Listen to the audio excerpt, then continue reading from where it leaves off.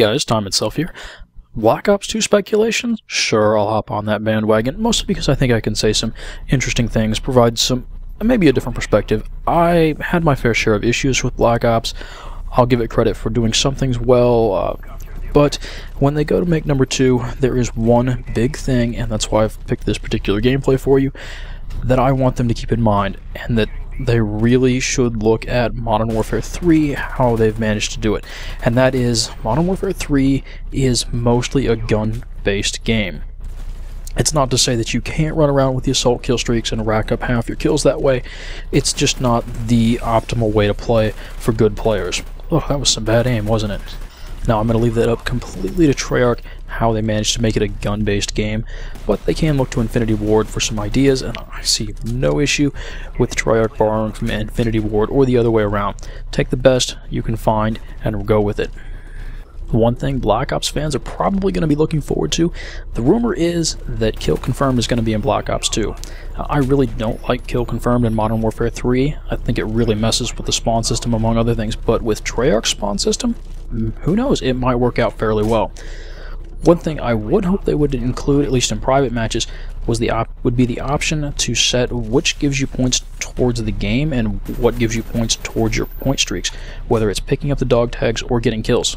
You remember Crisis 2? I only played a little bit of the beta, but they had their own take on dog tags being the point streak rewards and kills giving you points towards team deathmatch.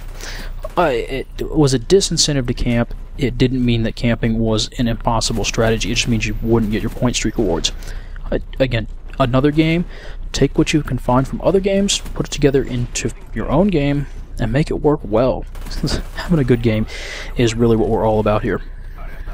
One thing that really caught my eye was that each prestige was going to have more levels. You were going to have to get more XP to finish off each prestige. And while personally I don't like prestiging, I'd rather just unlock my stuff once and have it. The people who decide to keep prestiging, I think that's really going to mess up the pacing of the unlocks.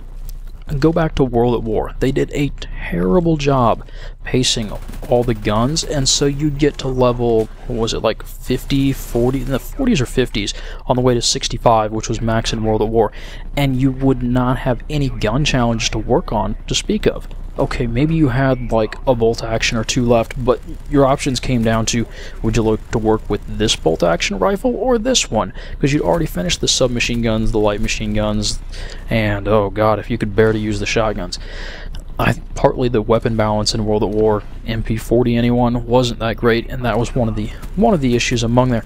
But in terms of just having more challenges to work on to get that XP you really needed to rank up fast, you got to the point where you had very, very few options on which guns you could work on and still get XP. Now, you could say, well, just make the gun challenges 300, 100 instead of 150.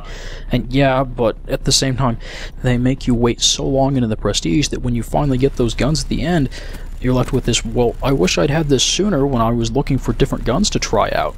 And I'm really worried that they're really going to screw up the pacing when they just pad out the end of each prestige with more and more levels. Now, one of the more interesting and promising items on this list of speculation is a lobby specific for clan matches, and that's how you will level up your clan, and also the option for clan tournaments. Are we talking about skill-based matchmaking for groups here? That's what I really want to see. I think that would be a serious step in the right direction, not just in terms of having that, but in terms of how they will be able to take feedback from those players and try to improve the game. I'm not talking about super hardcore competitive matches, just getting into a game and having a close game and that being fun, that being the objective, not just mowing down noobs. Who knows? We'll see, but this is a very promising item in my mind. As far as maps go, they say they're headed in the direction of Black Ops and not Modern Warfare 3. Now, this is kind of a hard comparison to make because the games do play differently. I find the guns in Black Ops have less effective range than the ones in Modern Warfare. On the other hand, Black Ops has effectively unlimited sprint with Marathon Pro, and you don't get that in Modern Warfare 3, so the maps feel larger in Modern Warfare 3 a lot of the time.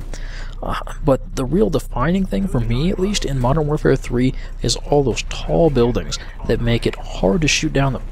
enemy air support, especially those pesky counter UAVs. Golly, just spinning in circles looking up at the sky with a launcher and not finding anything because the buildings are in the way.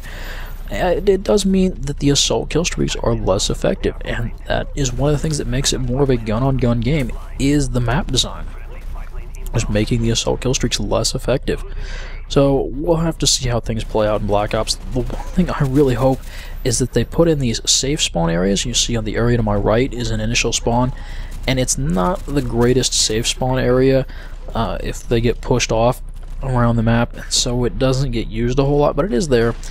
I look for those on maps as indications that they're going to be fun to play on. At least that's something that I like to have on a map, in an area that's out of the way, that if everything goes nuts and there aren't any decent places to spawn people in on, at least you still have that. Now, the reason this isn't a very particularly good one is that it's far too easy to just look back there and mess that safe spawn area up just because someone decided to look back through this main gate. I don't know. It's a map design thing. We'll have to see how they go with it in Black Ops 2.